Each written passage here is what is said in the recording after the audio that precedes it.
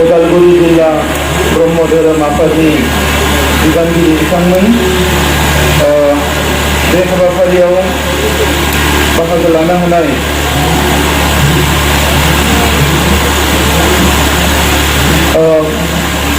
जोंनि बयजोंबो सिबिजानाय मोनसे समनि एमएलए आरो बर'नि माहारि आफादफोरखौ दैदेनबोनाय बर' हारिनि गेदेमा बिथां करेन्द्र नाथ ब्रह्म बेवहाय बाहागो लाफैनो हानाय जोंनि इएम रमेन नार्जारि बिथां बारग' इएम रबिन बालाकृष्ण बिथां ट्रास्टनि नेहाथारि डक्टर अजित बर' आरो ब्रह्म धोरोम आफादनि मिरुनि आफादगिरि नेहाथारि आरो बिबानगिरि बिथांमोन सिबिनां रायजो राजा नोंथांमोन दा गुबैयै दिनै जोबोद मोनसे मोजां खौरां जोंनि ब्रह्म धोरोम सिबियारि गासैबो रायजो राजाफोरनिसिम लोगोसे बियो ब्रह्म धोरोमनिल' नङा गासैबो धोरोम सिबिनाय एबा इसोरखौ मोजां मोनग्रा इसोरखौ सिबिग्रा रायजो राजाफोरनि थाखायनो मोनसे मोजां खौरां दा बेवहाय पार्मानेन्ट मोनसे जग्य आहुति होनो हानाय मोनसे थानसालिखौ एबा न'खौ जोङो मोननो हाबाय दा बिनि थाखायनो फिन खेबसेबाव जायफोरा बेखौ लुफुंबाय आं बिथांमोननिसिम साबायखर बावदों दा नैबे समाव आङो गोलाव बाथ्रा बुंनो सानाखै जोङो बयबो खौसेयैनो गोथार गोसोजों जोंनि माहारिखौ जौगाहोनायनि हाबाफारियाव बाहागो लानांगोन माहारिनि साफ्रोमबो सोद्रोमायानो गोख्रों आरो गोग्गो जानांगोन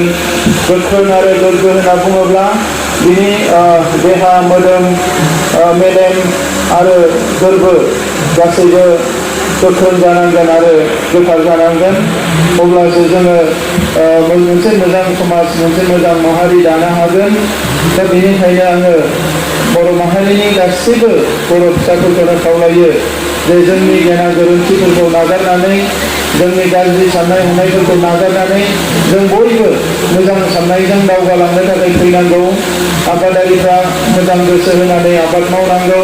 लेखा फरायग्राफ्रा फरायसाफ्रा गोसो होना लेखा फरायनांगौ जोंनि हारिमु सिबिग्रा धोरोम सिबिग्रा राजखान्थि खालामग्रा गासैबो थाखोनि सुबुंफ्रा गावबा गावनि हाबाफारिफोरखौ मोनसे गोथार थांखिजों गेबेङै मावफुंनो नाजानांगौ अब्लानो जोंनि समाजा जौगालांगोन आइजोफ्रा गुबैयै समाजनि मोनसे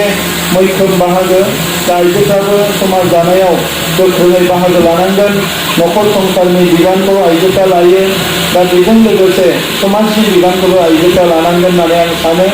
मानोना गोबाव सम जाबाय हौवाफ्रा समाजखौ दैदेनबोदों नाथाय दाबो समाजाव नांगौबायदि जोङो जेंनाफोरखौ बोस्रांजोबनो हायाखै दा आं फोथायो जेब्ला आइजोफ्रा दावगाबोगोन अब्ला समाजनि गासैबो जेंनायानो जोबस्रांगोन दा बेनिखायनो आङो आइजोफोरनिसिमबो गोसो गोरबोनि हामलायनाय बावहरो आरो आइजोफोरखौ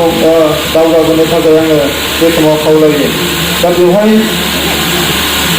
मोननैसो आंनो मेम'रेन्डाम होदोंमोन मोनसे अडिट'रियाम आरो गेस्ट हाउस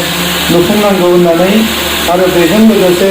माखासे फिसा फिसा गोनांथिनि सायाव मेम'रेन्डाम आंनो होदोंमोन दा बे हाबाफारिफोरखौ जोङो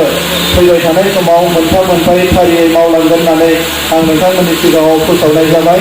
मानोना उदालगुरि जिल्ला हिसाबै नङा जोंनि गुबुन गुबुन जिल्लायाव जोंनि ब्रह्म धोरोम सिबिनाय बाथौ सिबिनाय गुबुन गुबुन सिबिनाय जोंनि जिफोर आफादफोर दङ गासिबो गोख्रों जानांगोन अब्लासो समाजा गोख्रों जागोन दा बेनिखायनो दिनै ब्रह्म धोरोम आफादनिफ्राय उदालगुरि जिल्लानिफ्राय जि मोननैसो गोनांथिखौ बुजिनानै एबा गोनांथिखौ नायनानै मेम'रेन्डामाव फोसावनाय जादों एबा मख'नाय जादों बे गासैखौबो आङो सम लानानै मावफुंना होनो थाखाय नोंथांनि सिगाङाव फोसावनानै आंनि बुंनायखौ बेवहायनो फोजोबबाय गोजोन्थों